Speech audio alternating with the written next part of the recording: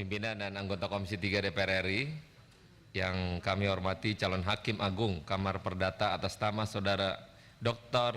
Lukas Prakoso SH MHum, serta hadirin yang kami muliakan. Pertama-tama marilah kita memanjatkan puji syukur kehadirat Tuhan Yang Maha Esa, karena hanya atas perkenannya kita dapat melaksanakan dan menghadiri uji kelayakan calon Hakim Agung dan Hakim ad hoc HAM pada Mahkamah Agung dalam keadaan sehat walafiat. Perkenankan kami membuka rapat uji kelayakan calon Hakim Agung dan Hakim ad hoc HAM serta dapat dinyatakan terbuka untuk umum. Kami menyampaikan terima kasih kepada Saudara Dr. Lukas Prakoso dalam hal ini sebagai calon Hakim Agung Kamar Perdata atas kesediaannya memenuhi undangan kami. Demikian juga kepada pimpinan dan anggota Komisi 3 kami mengucapkan terima kasih. Selanjutnya sebelum dimulai uji coba kelayakan calon Hakim Agung, pimpinan menyampaikan beberapa hal sebagai berikut.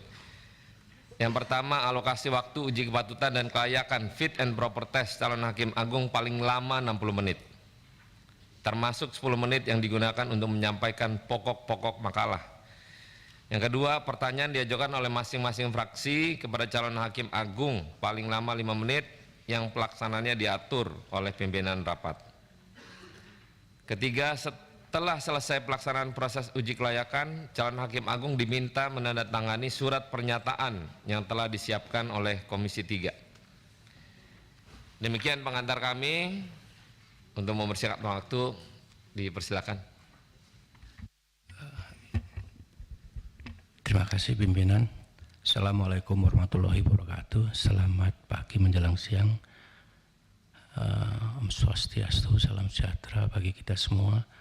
Namo Buddhaya, salam kebajikan. Yang terhormat pimpinan Komisi 3 DPR RI, Bapak-bapak, Ibu pimpinan anggota Komisi 3 DPR RI, izinkan saya Lukas Prakoso menyampaikan beberapa pokok pikiran dari makalah yang saya tulis pada tanggal 21 yang lalu, sesuai dengan judul yang diberikan hasil dari undian dari Sekretariat DPR RI Komisi 3. Saya mendapatkan judul dari makalah itu adalah permasalahan eksekusi dari perkara perdata, khususnya tentang kuasi yudisial, dari putusan dari lembaga kuasi yudisial yang sudah PHT. Ibu bapak yang saya hormati, barangkali yang saya sampaikan ini bukan hal yang asing untuk bapak ibu semua, karena ini menyangkut hal-hal yang berkaitan dengan hukum yang sudah menjadi bagian dari bapak ibu semua yang ada di sini. Dari judul yang disampaikan kepada kami, izin saya mengambil ini bapak ibu.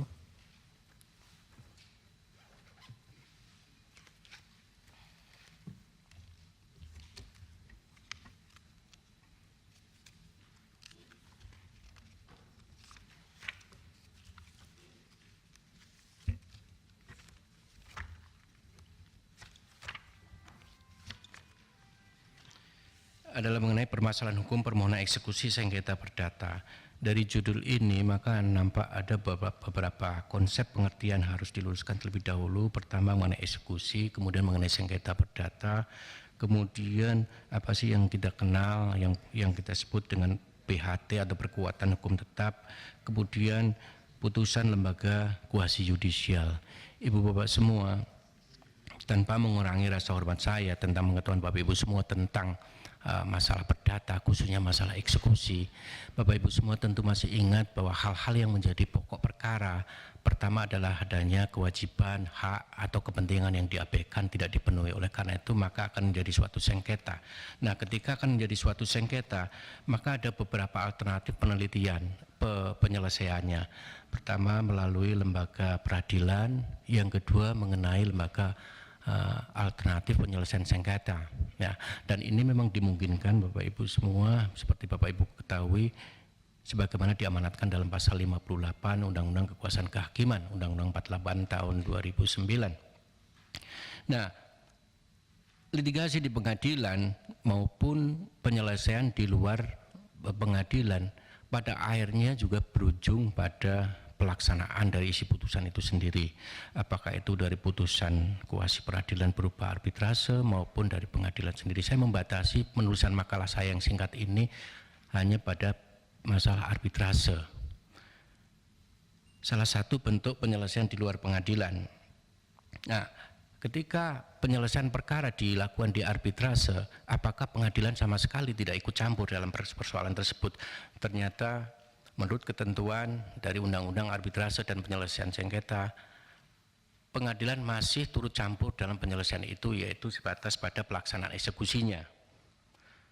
Namun dalam pelaksanaannya ternyata eksekusi putusan arbitrase, bahkan dari eksekusi perkara-perkara perdata sendiri, banyak sekali terjadi hambatan-hambatan yang bisa disebabkan karena jenis atau bentuk eksekusinya itu sendiri, maupun bisa juga berasal dari objek akan diskusi, juga bentuk dari eksekusi, apakah itu berupa eksekusi real, eksekusi melakukan suatu perbuatan, atau eksekusi pembayaran sejumlah uang. Nah, di situ kadang-kadang yang terjadi atau menjadi hambatan. Bahkan upaya hukum yang disediakan oleh undang-undang justru terkadang menjadi atau mempunyai daya paksa untuk menunda pelaksanaan suatu eksekusi. Inilah yang terjadi di dalam perkara putusan arbitrase. Ada upaya hukum yang kita kenal di situ adalah pembatalan putusan arbitrase, sebagaimana diamanatkan dalam pasal 70 Undang-Undang Nomor 30 Tahun 99. Dalam undang-undang itu jelas ditentukan persyaratannya, ada 3 persyaratan, yaitu adanya surat atau suatu surat yang diakui palsu atau dinyatakan palsu, kemudian ada dokumen yang menentukan yang ditemukan di mana tidak diajukan dalam persidangan, kemudian ada atau putusan dilakukan dan pemusnah. Itulah 3 hal yang menjadi alasan untuk mengajukan pembatalan terhadap putusan arbitrase. Nah, ternyata alasan-alasan yang seperti ini, alasan upaya hukum, juga menjadi penghambat atau penyebab dari tertundanya pelaksanaan suatu eksekusi. Kira-kira demikian Ibu Bapak semua, mohon maaf segala kekurangannya, saya serahkan kepada pimpinan. Terima kasih, sangat cepat. Wah, sudah menguasai sepertinya. Mungkin teman-teman mau menanggapi atau bertanya? Pak Anca.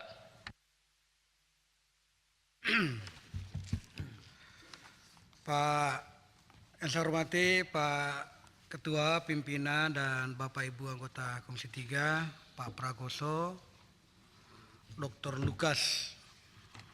Saya menyimak tadi singkat, padat, dan bisa dipahami. Tetapi kita perlu memahami di sini Pak Lukas bahwa tentu ada bayangan yang mesti Bapak sampaikan kepada kami. Misalnya tentu ada motivasi yang menjadi utama kenapa Bapak ingin menjadi Hakim Agung. Kan itu penting kita dengarkan. Apa yang menjadi motivasi utamanya? Adakah harapan-harapan konsep yang akan dilakukan ketika Bapak berada di Hakim Agung itu? Yang kedua tentunya, tentu juga kita perlu mendengarkan, karena Bapak lebih memilih ke perdata, kamar perdata, tentu juga harus kita dengarkan ini. Apakah Bapak yang memilih perdata itu karena sebuah alasan-alasan tertentu atau karena sebuah pesanan oleh siapa misalnya? Itu perlu juga kita ini. Kemudian apakah ada harapan dan ada komitmen dasar yang dimiliki oleh Pak Lukas untuk mengubah sebuah sistem yang ada di MA ketika Bapak nanti terpilih menjadi Hakim Agung? Kemudian menurut Bapak sendiri untuk menilai dirinya sendiri, coba berikan gambaran kepada kami bahwa saya memang merasa memiliki nilai yang tepat untuk menjadi Hakim Agung karena memiliki kemampuan seperti ini. Ada kemampuan-kemampuan yang saya miliki seperti ini yang saya miliki. pengalaman saya waktu saya menjadi hakim di awal di daerah asal, seperti ini yang kami lakukan. Sehingga penegakan hukum soal sebuah putusan yang penting yang kita lakukan seperti ini modelnya. Ini perlu Pak, karena ini kan terlalu singkat Bapak menyampaikan tadi, ya tentu ini harus kita gali lebih awal. Karena tanpa mengenal semua tadi ini, maka tentu kita tidak bisa menyimpulkan karakter Bapak sebagai calon Hakim Agung. Saya kira itu Pak Ketua, saya kembalikan. Kiri Pak. Kiri. Mau langsung jawab atau mau Langsung aja dulu. langsung aja ya Pak Lukas? Nanti dicatat dulu semua pertanyaan, nanti langsung dijawab ya. Oke. Siap pimpinan. Terima kasih pimpinan. Terima kasih teman-teman dan calon Hakim Agung, Saudara Lukas.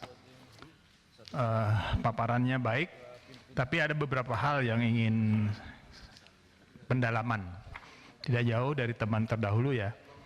Saya tidak akan menanyakan hal-hal yang berhubungan dengan masalah teknis, karena bagaimanapun juga kita sudah mendengarkan proses pansel sampai dengan terpilihnya Bapak di sini gitu ya. Yang ingin saya dalami bahwa pada saat yang lalu kita mendengarlah beberapa hakim agung yang terkena masalah-masalah yang berhubungan dengan korupsi. Seperti pertanyaan teman terdahulu, apapun juga Bapak nanti akan hadir atau duduk di Mahkamah Agung apabila terpilih, kira-kira apa yang akan dilakukan sebagai pribadi Bapak pada saat berada di Mahkamah Agung. Juga ini hal-hal yang berhubungan dengan dikenalnya beberapa kasus bahwa di Mahkamah Agung ini diskon perkara ini sangat keras sekali di tengah-tengah masyarakat. Ini juga hubungannya dengan masalah mental ya, bicara tentang masalah idealisme. Nah, jadi saya ingin tahu persis bagaimana idealisme Bapak nanti di sana. Dan terakhir, yang pasti calon ini sudah pernah jadi hakim ya.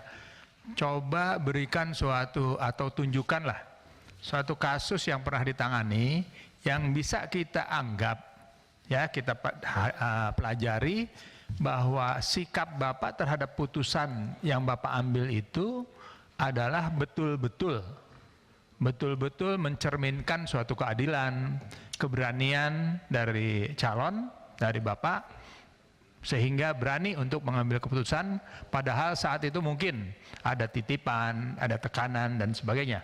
Saya yakin sepanjang Bapak menjadi hakim di wilayah pasti mendapatkan hal-hal tersebut. Terima kasih pimpinan. Siapa? Lanjut. Suding. Oke, Pak Suding kanan. Ntar baru Ini kan ya. Nah, saya singkat aja gitu.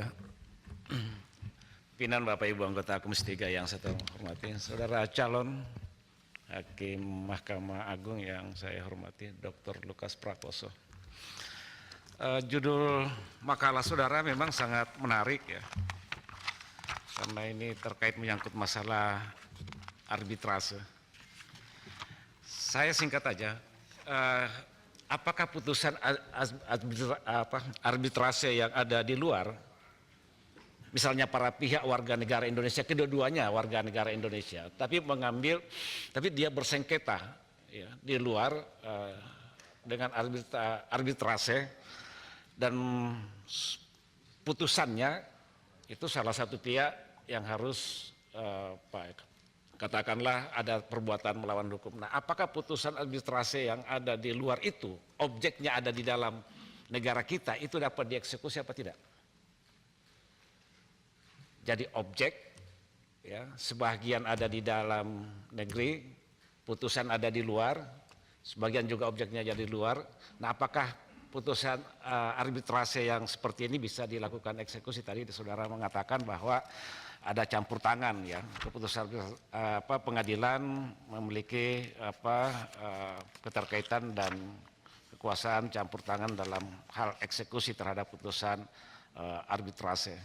Itu satu. Yang kedua, memang cukup banyak putusan-putusan Mahkamah Agung, ya, khususnya terkait menyangkut masalah kasus-kasus perdata yang non executable, ya, Ya, terlepas apakah ini juga terkait menyangkut masalah menyangkut masalah arbitrase, tapi ini kan saudara mengambil hukum perdata ya, kamar perdata. Jadi tidak hanya sebatas pada kasus arbitrase, tapi perdata secara keseluruhan. Menurut saudara, apa sih sebenarnya yang melatar belakangi ya, sehingga banyak sekali putusan-putusan Mahkamah Agung itu yang non executable, ya, tidak bisa dilakukan eksekusi ya, di tingkat pengadilan kan begitu. Ini kayak Beni Karman lagi mengganggu ini. Ya, saya kira tidak ada intinya seperti itu, hanya dua itu. Terima kasih. Terima kasih pimpinan. Pimpinan dan rekan-rekan atau Komisi 3 yang saya hormati, Pak Calon, Dr. Lukas saya yang hormati. Saya melanjutkan dari pertanyaan teman terdahulu Pak. Bapak kan di bidang pidana ya, sekarang minta ke perdata, menguji ke bidang perdata. Mungkin ada alasannya apa yang bisa dijelaskan? Apa karena ada hal yang lain, coba dijelaskan. Kemudian juga karena ini udah akan masuk ke Mahkamah Agung, dari Bapak pasti sudah mengetahui apa yang terjadi di Mahkamah Agung saat ini. Apa yang positif, dan apa yang negatif, yang tadi Pak Adang juga jelaskan. Nah, sekarang bagaimana langkah-langkah yang akan diambil, strategi apa yang akan diambil dalam kaitan dengan memperbaiki hal itu. Kemudian di tulisannya, Bapak melaksanakan masalah arbitrase. Di situ hambatannya ada dikatakan, bagaimana kalau misalnya sekarang itikat baik para pihak itu tidak ada, bagaimana langkah Bapak untuk memberikan penyelesaian dari kasus yang sedang berjalan. Kemudian juga dalam kaitan dengan masalah-masalah yang terkait dengan ada tulis bahwa hakim harus baik. Istilah baik di sini yang mana dimaksudkan oleh Bapak terkait dengan kejadian-kejadian yang terjadi selama ini. Apakah masa jabatan Hakim Agung yang kalau tidak salah dari mulai 45 sampai ke 70 itu dianggap terlalu lama sehingga pengawasannya bisa diperbaiki, misalnya ada koreksi tiap 5 tahun misalnya gitu, apakah Bapak setuju atau memang cara apa supaya hal-hal yang negatif yang terjadi di Mahkamah Agung tidak terjadi lagi? Terima kasih. Pimpinan. Pak Inca. Terima kasih pimpinan. Saudara calon Hakim Agung, Dr. Lukas Prakoso. Saya Hinca Panjaitan. Saya ingin melengkapi pertanyaan teman-teman yang lain yang terhormat anggota Komisi 3. Jikalau kita lihat dari perjalanan panjang karir Dr. Lukas, dimulai dari Magelang, berputar-putar di seluruh Indonesia, ke Bandung, ke Jakarta, Balikpapan, Sleman, Ende, Klungkung, Pacitan, balik lagi Klaten, Jakarta, Malang, Gresik, Samarinda, masuk Jakarta, terakhir ke Bangka Belitung, sekarang balik lagi ke pusaran Mahkamah Agung di Jakarta. Pernah menjadi hakim justisial, pernah menjadi asisten koordinator. Dan ini menarik karena di lingkup Mahkamah Agung. Tadi sahabat-sahabat semua bertanya juga, di 2 bulan terakhir kita betul-betul disibukkan dengan berita yang sangat mengguncang dunia peradilan kita. Dan ternyata ini juga adalah bagian dari tugas Pak Lukas, yaitu sebagai Direktur Pembinaan Tenaga Teknis Peradilan Umum di wilayah bidang ini, bidang integritas para hakim. Sekarang Pak Lukas akan masuk menjadi pemimpin tertinggi atau bagian dari Hakim Agung itu. Jikalau terpilih menjadi Hakim Agung dengan pengalaman panjang seperti ini, apakah pengalaman-pengalaman yang dialami selama ini, hambatan-hambatan yang dialami selama ini akan Bapak atasi, dan bagaimana cara mengatasinya? Sekali lagi, dengan pengalaman panjang itu mencapai puncak karirnya apa yang akan Anda lakukan jikalau Anda terpilih menjadi Hakim Agung. Terima kasih pimpinan. Pak Johan.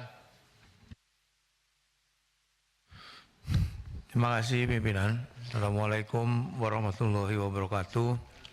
Yang saya hormati pimpinan rapat dan juga anggota Komisi 3, yang saya hormati calon Hakim Agung Pak Lukas Prakoso. Melanjutkan tadi seperti yang sudah disampaikan oleh teman-teman.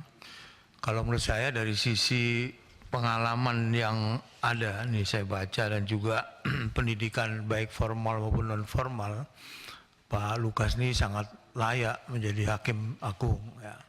Tapi yang diperlukan seorang Hakim Agung bukanlah hanya sederetan pengalaman pendidikan formal maupun non formal saja, tetapi di zaman era sekarang ini yang diperlukan seorang Hakim Agung adalah yang punya integritas yang tinggi, ya. Jadi tidak mudah disuap. Proses pembuatan makalah yang kemudian kita tanya berapa menit ini tentu tidak bisa memotret sebenarnya integritas Pak Lukas ini seperti apa, gitu ya. Jadi saya ingin melanjutkan yang disampaikan oleh teman, sebenarnya motivasi Bapak menjadi Hakim Agung ini apa, Pak? Tolong dijawab dengan jujur, Pak. Jangan normatif, gitu ya. Jangan bilang ini untuk memperbaiki, itu normatif, Pak. Tapi jujur aja, Pak. Sebenarnya pengen jadi Hakim Agung itu kenapa, Pak? Pak Lukas ini. Yang terakhir, Mahkamah Agung kalau nggak salah setiap tahun menerima perkara perdata itu bisa ribuan, Pak. Saya ingin tahu bagaimana cara Pak Lukas untuk memilih mana yang perlu didahulukan atau mana yang perlu diutamakan. Karena seringkali, ya ini keterbatasan saya mungkin hanya dari pemberitaan aja, yang muncul adalah kasus-kasus yang melibatkan orang-orang yang atau sengketa yang besar lah. Tapi masyarakat yang kecil di desa-desa sana seringkali mencari keadilan di Mahkamah Agung itu sangat sulit sekali, gitu. Saya lihat ini kalau dari tahun 2022, kalau nggak salah gugatan perdata yang masuk itu sekitar 38.000 banyaknya, luar biasa, gitu. Nah, saya ingin tahu Pak Lukas ini bagaimana cara kalau Bapak nanti jadi Hakim Agung, ya tentu saja, bagaimana cara memilah dan memilih, gitu, terhadap kasus yang perlu diselesaikan terlebih dahulu. Saya kira itu, Pak Ketua. Terima kasih. Assalamualaikum warahmatullahi wabarakatuh. Habis Heru. Terima kasih pimpinan. Assalamualaikum warahmatullahi wabarakatuh. Yang saya hormati pimpinan dan seluruh anggota Komisi 3. Yang saya hormati Pak Lukas Prakoso, calon Hakim Agung. Ini saya sedikit menguatkan tadi yang disampaikan oleh rekan-rekan bahwa salah satu yang kita butuhkan sebagai Hakim Agung saat ini adalah soal integritas. Kita tahu bahwa belakangan ini Hakim Agung kita memang betul-betul hancur-hancuran, Pak. Dan rata-rata mereka tidak mampu menjaga independensinya.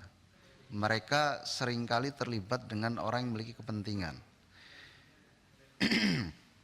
Nah, kira-kira nanti ketika Pak Lukas menjadi Hakim Agung, ini apa yang nanti Bapak Lukas lakukan? Apa kira-kira Pak Lukas nggak takut jadi Hakim Agung? Takut nggak kira-kira? Karena ini banyak sekali loh Hakim Agung yang kemudian terjerat kasus. Kira-kira Pak Lukas ini takut, dan kira-kira bagaimana kemudian nanti Pak Lukas menjaga independensi sebagai seorang Hakim Agung? Kemudian yang kedua, kita tahu bahwa tadi disampaikan oleh Mas JB bahwa perkara perdata ini sekitar 38.000. Lalu kira-kira bagaimana kemudian Pak Lukas ini mampu menyelesaikan dari sekian kasus itu? Karena kita tahu bahwa salah satu yang harus dimiliki seorang Hakim Agung itu adalah salah satunya ini adalah mampu menyelesaikan persoalan dengan cara cepat dan efisien. Nah, kira-kira bagaimana kemudian Pak Lukas ketika nanti menjadi Hakim Agung ini bisa memilah-milah mana yang bisa diselesaikan secara cepat, lalu kemudian mana yang butuh pertimbangan secara matang dan lain sebagainya. Kira-kira itu Ketua. Terima kasih.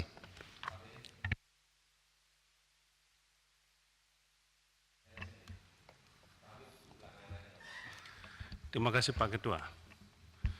Supaya warming up pagi-pagi ini, berkenan saya bisa tanya dan langsung dijawab.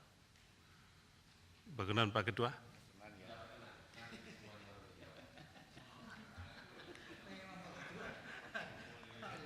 Oke.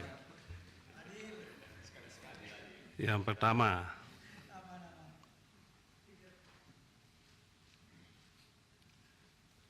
Bapak siapa namanya tadi?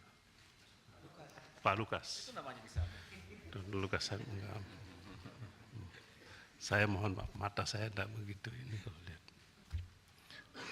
Saya tidak seperti Pak Johan Budi pakai kacamata. Jadi saya walaupun susah untuk lihat tetap tidak pakai kacamata. Jadi nama Bapak saya tidak baca, muka Bapak juga tidak begitu jelas. Ya. Dr. Lukas, apakah Bapak sudah siap menjadi Hakim Agung? Jawab Bapak.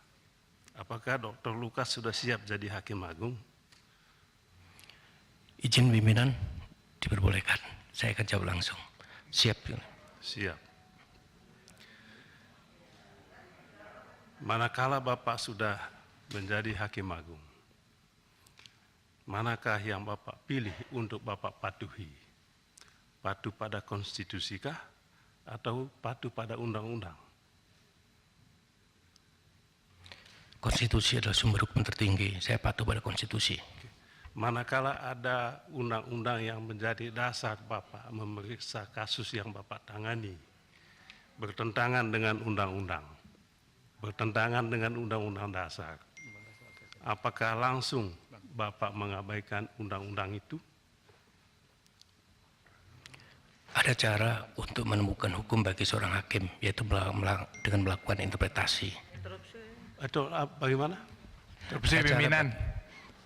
Saya rasa tadi awal kita dijawab terakhir, sudah sepakat. Kalau memang mau dijawab, pertanyaan saya tolong dijawab.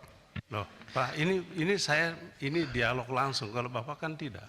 Enggak. Jadi gini Pak Beni, tadi kesepakatannya kita nunggu pertanyaan dan akan dijawab sama calon hakim. Nah, itu Pak, supaya langsung supaya lebih dalam. Gitu. Dan tadi kan saya sudah minta izin. Kan tadi enggak diizinin Pak. Makanya tadi saya mohon Bapak Ibu semua berkenan. Kok sekarang kok sudah jalan kok Bapak berkenan? Tidak berkenan. Jadi Pak Beni, untuk menyikapi persamaan dengan teman anggota, untuk bertanya nanti dijawab sama Pak Lukas terakhir setelah pertanyaan nanti. Setuju. Ubah lagi tadi yang putusan. Rubah lagi. Tadi memang saya belum berkenan loh. Tadi kan saya tanya berkenan tidak. Sekarang Pak Beni silakan tanya. Pak Lukas nanti kalau udah selesai pertanyaan Pak Beni baru dijawab ya. Iya. Kan tadi kan saya mohon izin Bapak. Oke. Sampai lupa lagi yang mau saya tanya. Ini kan susah itu. Apakah Hakim Agung boleh menguji undang-undang terhadap undang-undang dasar? Jawab aja Pak, boleh tidak Pak? Hah? Jawab langsung, tadi saya minta langsung jawab Pak. Boleh? Apakah boleh? Tidak boleh. Tidak boleh? Terhadap konstitusi tidak Ya boleh. udah tidak usah jawab panjang-panjang lagi. Kan saya hanya tanya boleh atau tidak. Pak Ketua, mohon izin Pak Beni, ini berhubung waktunya singkat, saya kira semua juga ingin jawaban dari Pak Lukas. Iya gitu Pak Beni. Dengan rasa Jadi, hormat Pak Beni, saya yang tinggi pada Pak Beni. Setuju Pak Johan, setuju Pak Johan. Jadi saya tanya. Pak calon hakim Tanya agung, aja, tanya aja. Anda nggak usah menjawab pertanyaan Pak Beni langsung Pak. Yang memilih Bapak ini nggak cuma Pak Beni, ada 53 orang di sini. Terima kasih Pak Oke, Ketua. kalau begitu saya tanya. Kan tidak usah dijawab langsung. Kan tadi saya tanya, mohon izin. Bapak Ibu, itulah kalau setelah agak-agak disentil sedikit baru bangun, kan begitu. Tadi kan saya bilang kita warming up, kan gitu Pak Johan Budi. Jadi santun sekali saya tadi Bapak, mohon berkenan. Pimpinan Karena saya ambil agak ingin, ini ayo betul. keputusan. Maka saya berkenan. Oke, Pak Beni, silakan bertanya Pak Beni. Ada 5 pertanyaan saya ini.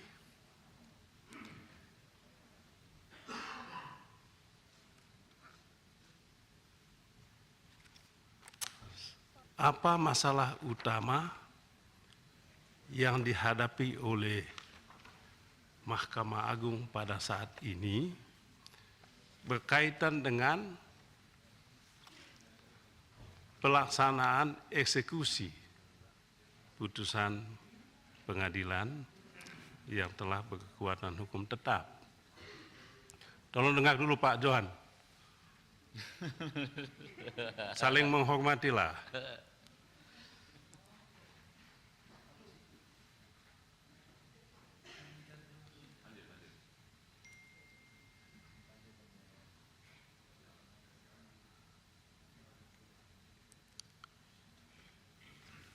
Kedua,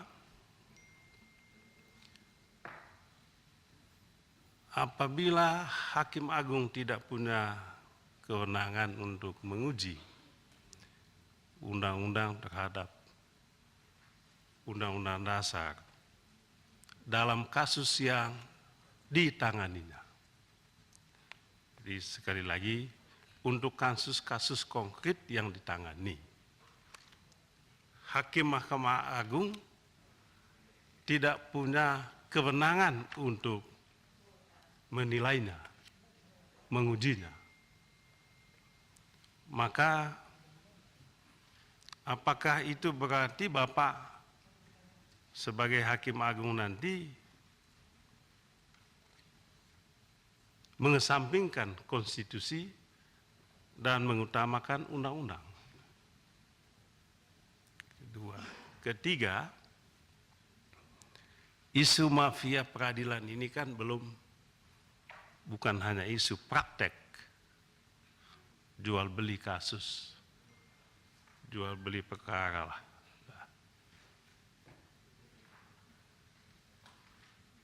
Di lembaga peradilan masih menjadi pemandangan kita setiap hari itu Pak. Jadi hukum tidak hanya tajam ke bawah tapi tumpul ke atas, tidak hanya berlaku di aparat penegak hukum, tapi juga berlaku di dunia peradilan.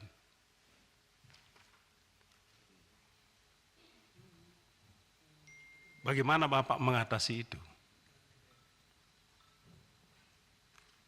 Lalu kalau nanti Bapak jadi Ketua Mahkamah Agung, kita tidak tahu, suatu waktu jadi Ketua Mahkamah Agung Pak Lukas ini.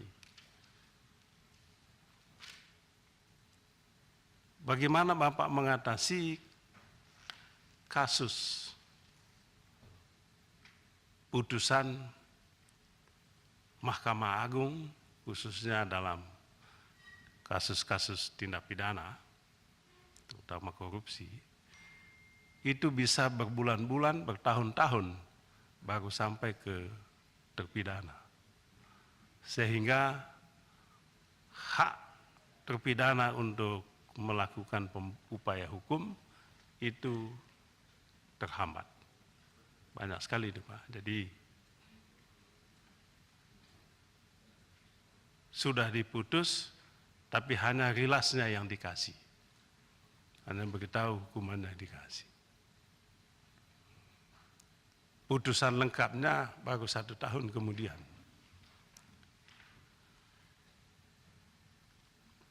Kemudian yang terakhir, yang kelima,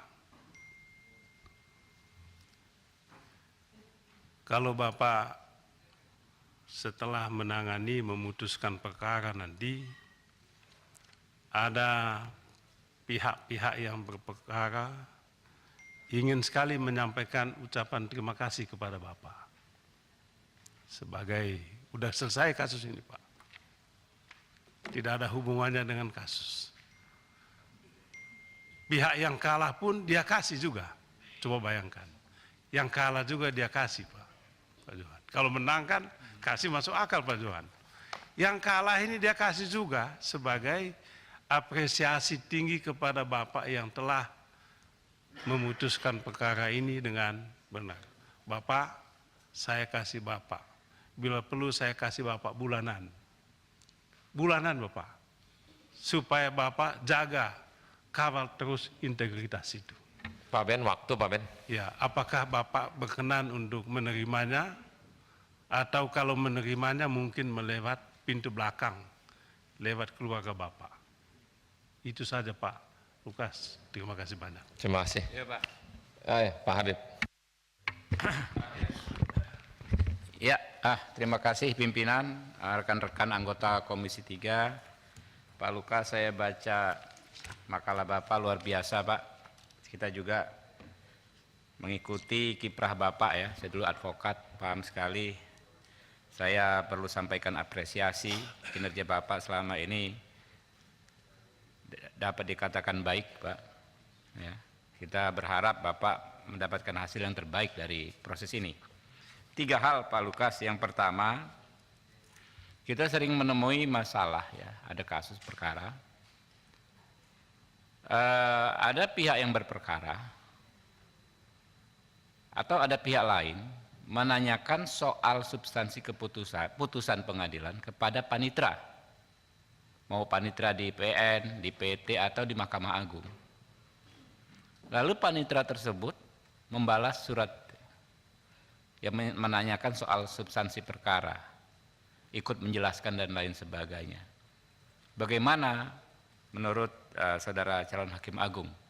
Apakah bisa seorang panitera menjelaskan putusan pengadilan? Yang kedua, saudara Lukas, soal yang sampai sekarang belum ada solusi, Pak. Kita belum, soal digitalisasi produk-produk pengadilan di Mahkamah Agung. Kalau di MK, kita sidang hari ini diputus, malam sudah selesai, sudah di-upload. Tapi kalau di Mahkamah Agung, keluhan dari teman-teman, itu putusannya lama sekali. Pertama baru rilas ya kan, kemudian putusannya lama sekali nanti. Dan kita juga kesulitan untuk mengakses putusan pengadilan dengan cara masyarakat, ya bukan hanya kita, bukan hanya yang berperkara, masyarakat kesulitan mengakses putusan pengadilan lewat metode digital. Mesti datang ke sana, bikin permohonan dan lain sebagainya. Kira-kira apakah ada solusi Pak ya, terkait masalah ini? Yang ketiga Pak, ini kerap disorot walaupun klise, tapi soal gaya hidup mewah. Kita minta informasi, ada nggak keluarga Bapak, keluarga Pak Lukas ya, yang melakukan gaya hidup mewah tersebut lalu melakukan flexing di media sosial? Karena ini tim kita juga lagi patroli Pak terhadap teman-teman ini. Ada nggak nih yang flexing? Nah, kira-kira kalau dijawab dulu nanti ada atau tidak ya. Kalau tidak ada alhamdulillah, tapi bagaimana Bapak ya mengamankan atau menjelaskan kepada keluarga Bapak terkait persoalan tersebut? Mungkin itu, terima kasih. Oke, Pak Lukas silakan dijawab dari semua pertanyaan teman-teman.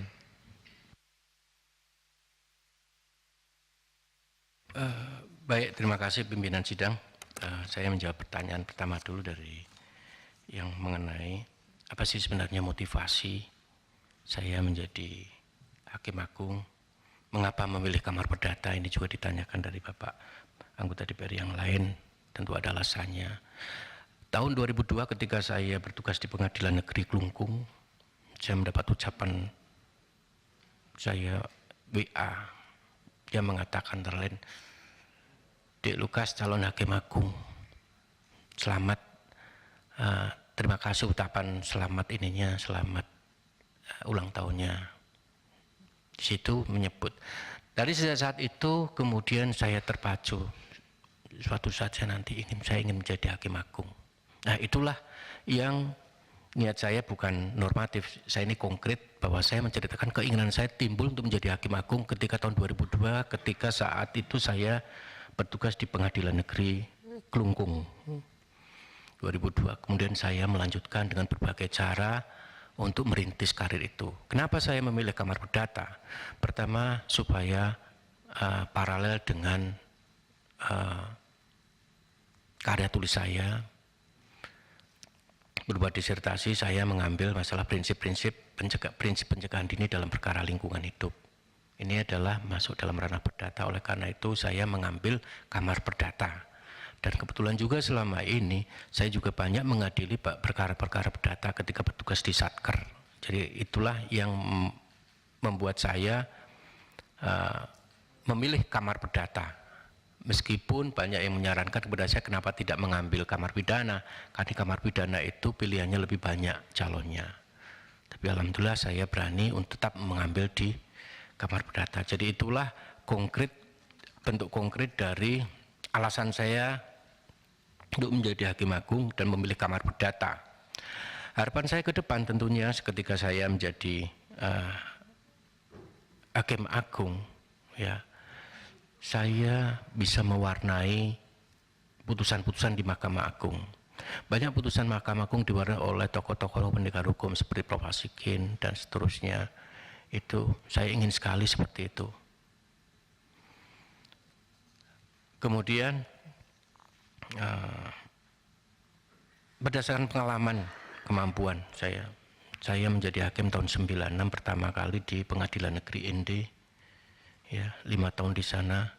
Kemudian jumlah perkara perdata mungkin hanya sekitar 27 ketika itu, tapi saya banyak menyidangkan perkara perdata juga di pengadilan. Bahkan perkara hosti pun saya menyidangkan dan saya mendapat pengamanan dari kawan-kawan di sana. Saya memupuk kemampuan saya mulai dari membaca sampai saya mengikuti berbagai macam pelatihan, kemudian saya menempuh studi dari S2 sampai S3. Inilah yang saya lakukan untuk bisa memenuhi harapan saya tahun 2002, yaitu harapan untuk menjadi seorang hakim agung. Dan terima kasih, alhamdulillah Bapak Ibu semua, saya hari ini berkesempatan oleh Bapak Ibu semua untuk duduk di sini di hadapan Bapak Ibu semua.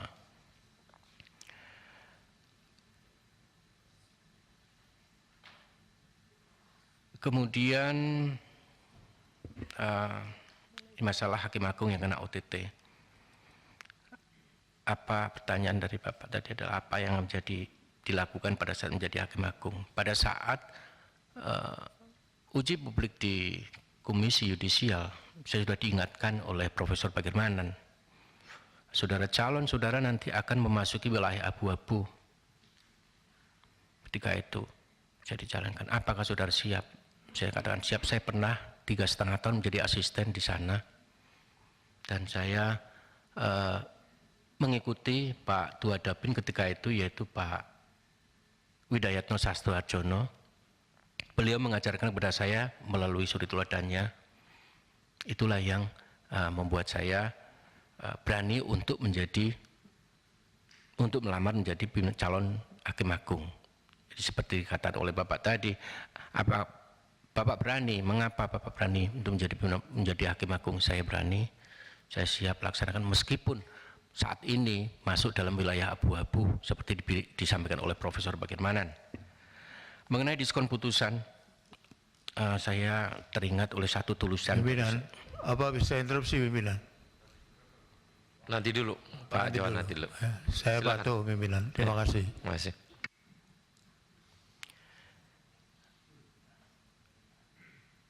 Apa yang dilakukan pada saat menjadi hakim agung diskon ini, saya ingat ada tulisan bagus sekali, ini hasil disertasi. Beliau menyatakan dalam tulisannya itu di Komisi 3 ini, beliau menyatakan bahwa idealnya seorang hakim agung adalah hakim yang ideal. Kenapa? Karena satu, punya ini. Mengapa? Karena simbol-simbolnya. Oleh karena itu, seorang hakim agung dengan simbol yang dimilikinya, maka dia harus, tingkah lakunya harus mencerminkan keimanan dan ketakwaan kepada Tuhan. Karena disitulah cermin dari simbol-simbol hakim itu, tercermin dari pola perilakunya. Sehingga setiap perbuatannya itu harus dilandasi oleh hal-hal demikian. Oleh karena itu, jikalau ternyata ada diskon perkara, diskon putusan itu umpamanya gitu, kami tidak bisa memastikan apakah ya hakim agung ideal ini, hakim ideal seperti yang disampaikan oleh dalam tulisan itu sudah benar-benar dimiliki oleh yang memberikan diskon ini. Saya tidak tahu pasti, Bapak Ibu semua. Kemudian proses arbitrase 2 orang dari Bapak, proses arbitrase 2 orang di luar negeri, izinkan putusannya ada di dalam negeri, apakah bisa dieksekusi?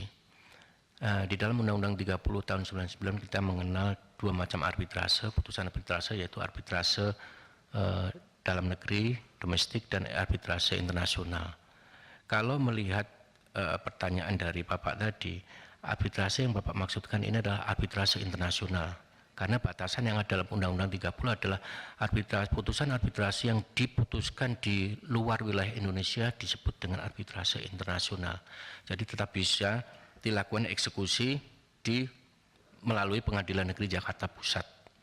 Gitu. Meskipun objeknya ada di Indonesia. Kemudian putusan MA banyak yang non-eksekutable, latar belakangnya. Kenapa tidak bisa dieksekusi? Bapak Ibu semua, mungkin Bapak Ibu semua kita sudah memahami persis tentang alasan-alasan adanya tidak dapat dilaksananya eksekusi atau tertundanya suatu eksekusi. Pertama, karena adanya upaya hukum. Yang kedua, mengenai objeknya sendiri. Objeknya kalau sudah berubah menjadi milik negara praktis tidak bisa dieksekusi. Ketika objeknya berada di luar negeri atau kemudian batas-batas objek itu tidak jelas, atau beralih ke pihak ketiga, atau dikuasai di pihak ketiga, atau pihak ketiga yang ada di situ tidak ditarik sebagai pihak dalam perkara tersebut. Nah, hal-hal ini sebenarnya yang menjadi penghambat atau penyebab suatu perkara tidak bisa dieksekusi, non-eksekutable. Oleh karena itu, ketika hendak menentukan non-eksekutable atau tidak, seorang ketua pengadilan negeri memang harus sangat berhati-hati sekali, sehingga tidak akan merugikan para pihak yang bersengketa yang mungkin sudah lama tersebut. Bahkan di dalam putusannya sendiri bisa dikatakan non-eksekutable karena tidak ada amar yang sifatnya menghukum, tidak ada kondemnatornya. Seperti contoh hanya menyatakan saja, menyatakan, nah, tapi tidak memerintahkan. Nah, itulah salah satu dari beberapa hal yang menjadi penyebab tidak dapatnya dilakukan eksekusi. Kemudian Bisa saya dalam sedikit masalah ini? Oke. Terima kasih.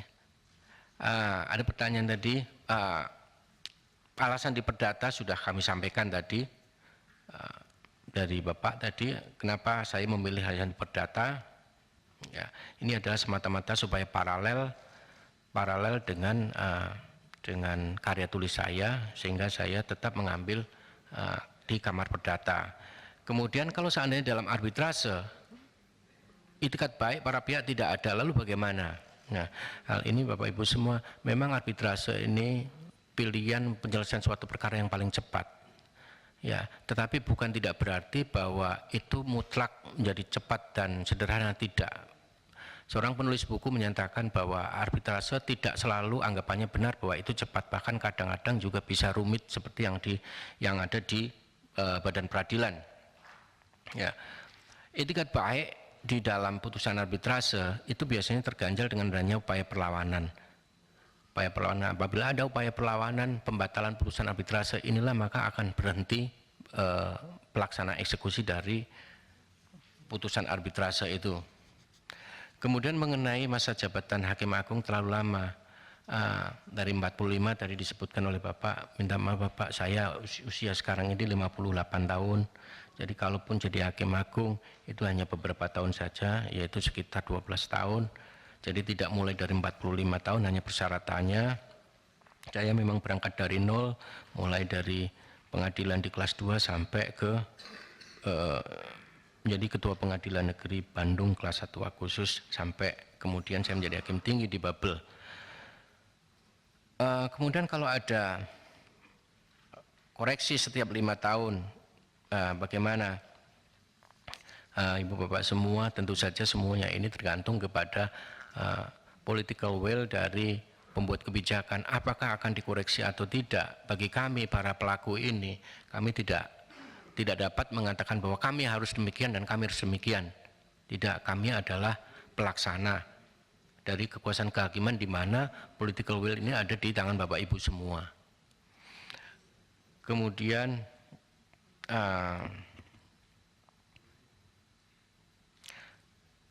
pertanyaan dari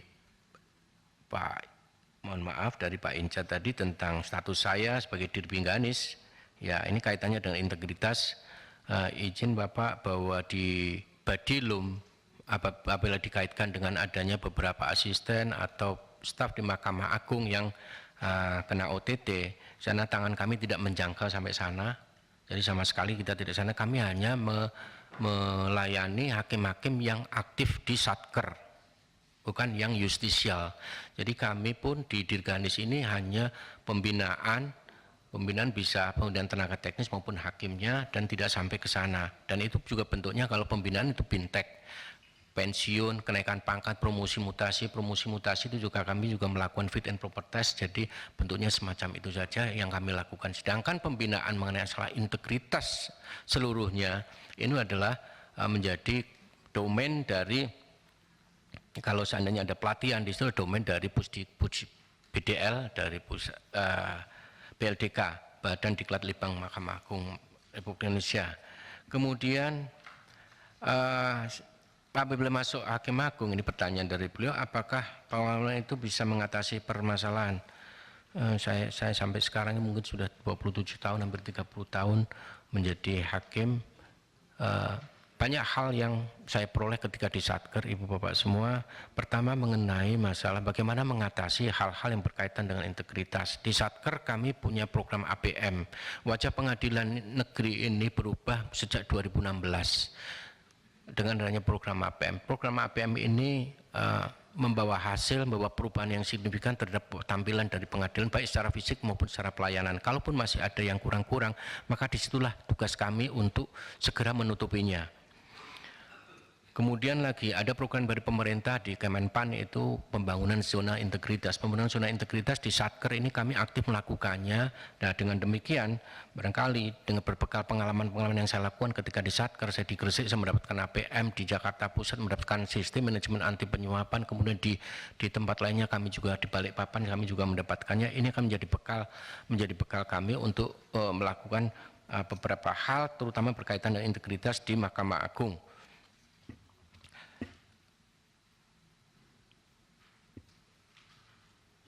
Kemudian pertanyaan dari Pak Johan Budi tadi, pengen jadi hakim, mengapa jadi hakim agung? Izin Bapak, tadi sempat saya sampaikan bahwa saya 2002 mendapat kiriman SMS itu. Sejak saat itulah saya ingin sekali menjadi hakim agung. Suatu saat saya nanti akan menjadi hakim agung. Itu sampai sekarang ini. Jadi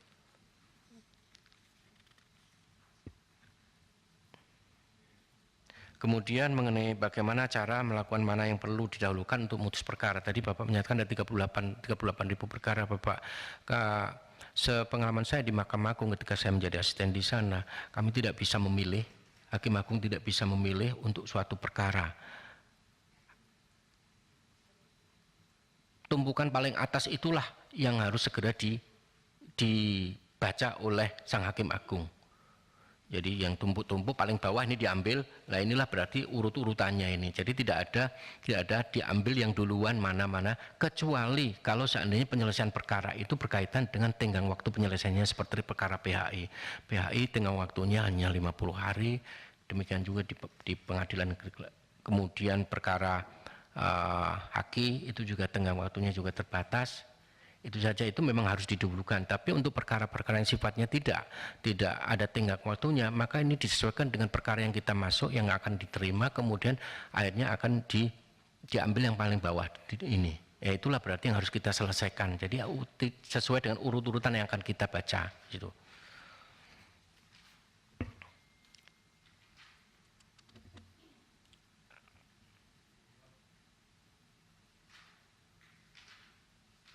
Kemudian apa yang dilakukan, banyak yang terjerat kasus mengatasi independensi. Bahwa semua independensi bagi seorang hakim ini tidak mutlak. Saya ingat persis apa yang disampaikan oleh Pak Hatta Ali dalam satu paparannya. Beliau menyatakan bahwa seorang hakim itu tidak mutlak mempunyai kebebasan. Memang kebebasan kalau dibagi memang ada tiga, ada kebebasan personal, ada kebebasan institusi, dan kebebasan dalam putusannya sendiri. Tetapi sang hakim ketika melakukan ketika sedang in action untuk melakukan suatu putusan, maka kebebasannya juga tetap dibatasi oleh peraturan perundang-undangan. Artinya itu tidak begitu saja kemudian harus menyatakan seenaknya sendiri dari sang hakim. Masih ada batasan-batasan tertentu yang harus dilakukan oleh hakim untuk membuat satu putusannya.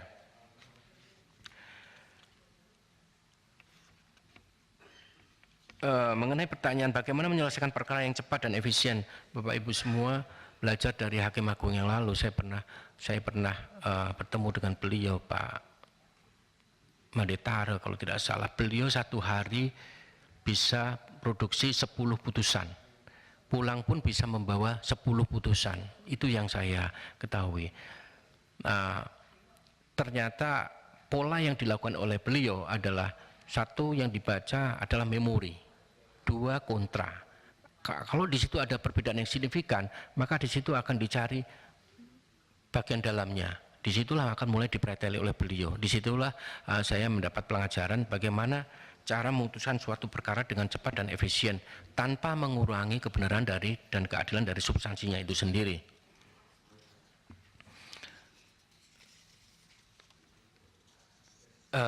Kemudian pertanyaan dari Bapak Dr. Penny tadi,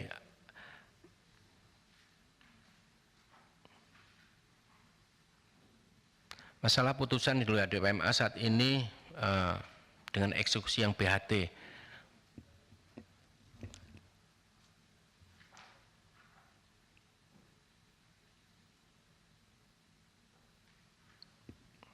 Salah satu syarat untuk suatu putusan untuk bisa dieksekusi pertama adalah BHT. Kemudian yang kedua, putusan itu sendiri tidak dijalankan secara sukarela, kemudian ada amar kondemnatornya. Itu salah satu syaratnya. Nah, kalau seandainya di Mahkamah Agung sendiri saat ini ada eksekusi yang BHT tapi tidak dilaksanakan, maka berarti hal itu ada penyebab atau hal-hal yang menurut pengadilan sendiri, dalam hal ini pengadilan yang menangani kasus itu ada hal-hal yang menjadi alasan atau tertundanya pelaksanaan dari eksekusi itu sendiri. Seperti tadi umpamanya barang sudah berubah menjadi milik negara, barang sudah musnah dan seterusnya. Ini salah satu contoh saja, Bapak. Kemudian pertanyaan dari Pak Dr. Penny tadi, apabila Hakim Agung tidak punya kewenangan menguji undang-undang terhadap undang-undang dasar. Hakim Agung memang tidak mengadili perkara-perkara yang berkaitan dengan norma yang ada dalam konstitusi, karena di situ sudah ada institusi sendiri yang mengadili apabila ada undang-undang yang sifatnya bertentangan dengan undang-undang dasar, dalam hal ini adalah Mahkamah Konstitusi.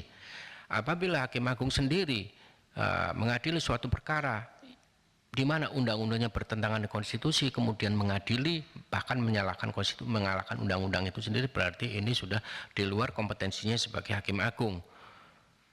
Hakim Agung harus mempunyai pemahaman yang tepat terhadap satu kasus tertentu, karena kasus yang dihadapi Hakim Agung itu adalah bukan kasus atau norma dari undang-undang yang bertentangan dengan undang-undang dasar.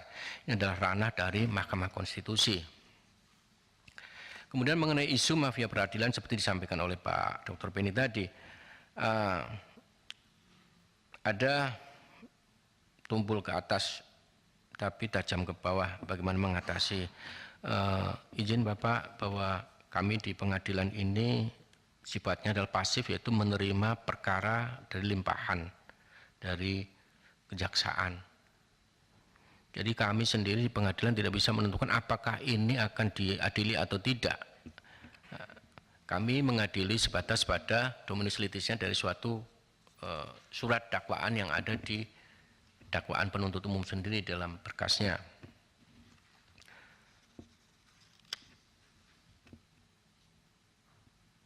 Kemudian bagaimana mengatasi kasus putusan MA tentang tindak pidana tidak tipikor.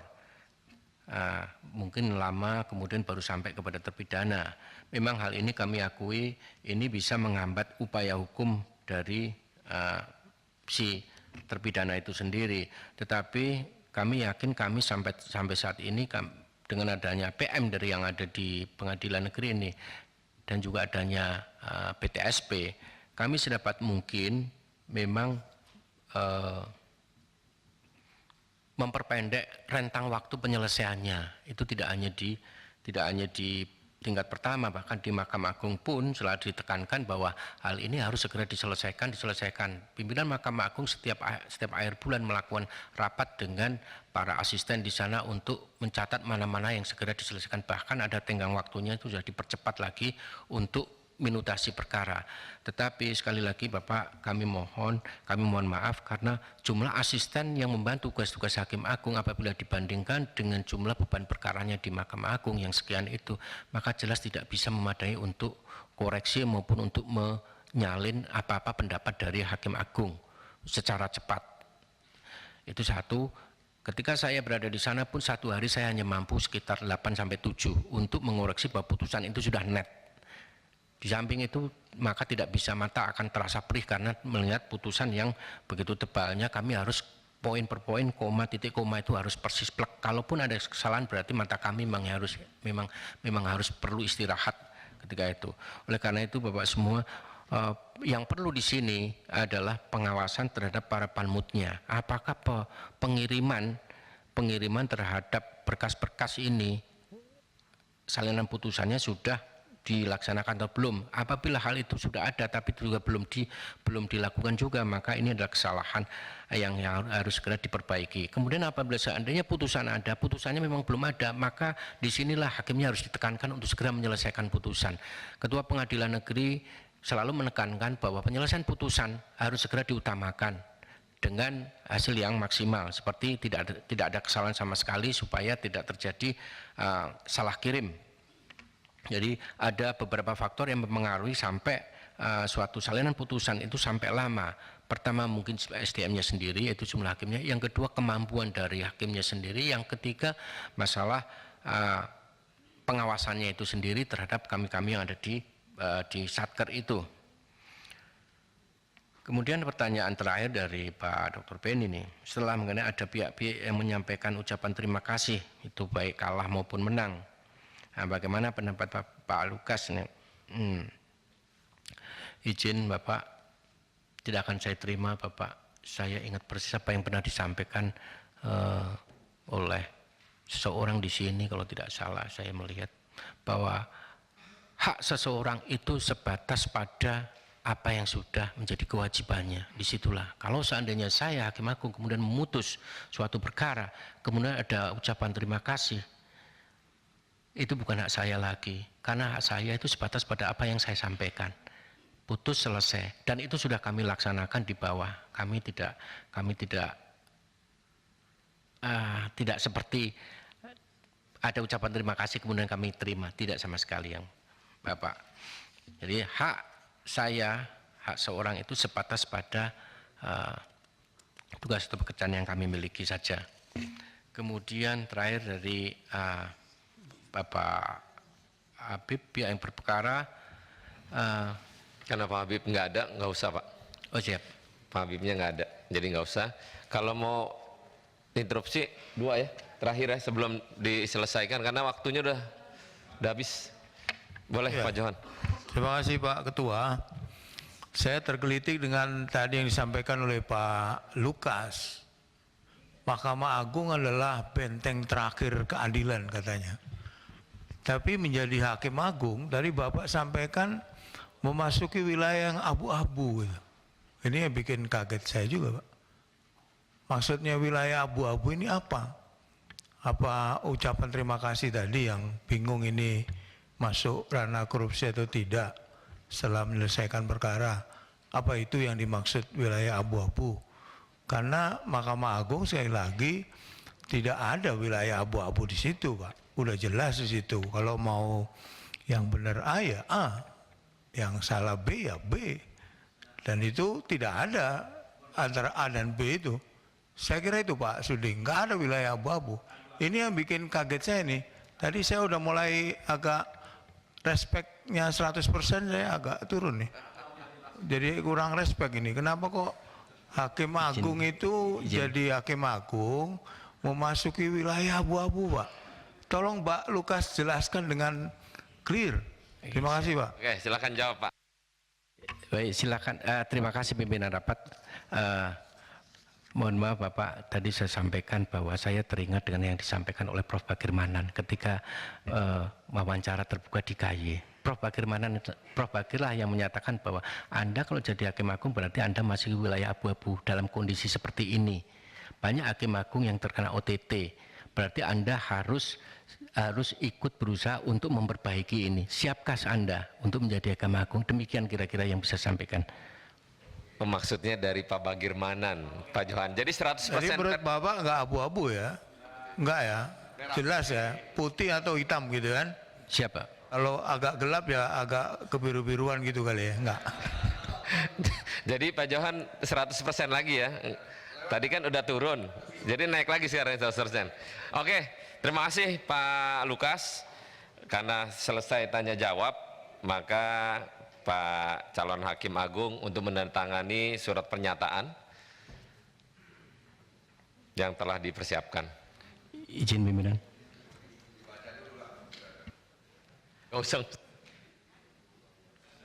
Izin tadi sudah dibawa Mbak Difla untuk dibaca. Ya. Bismillah.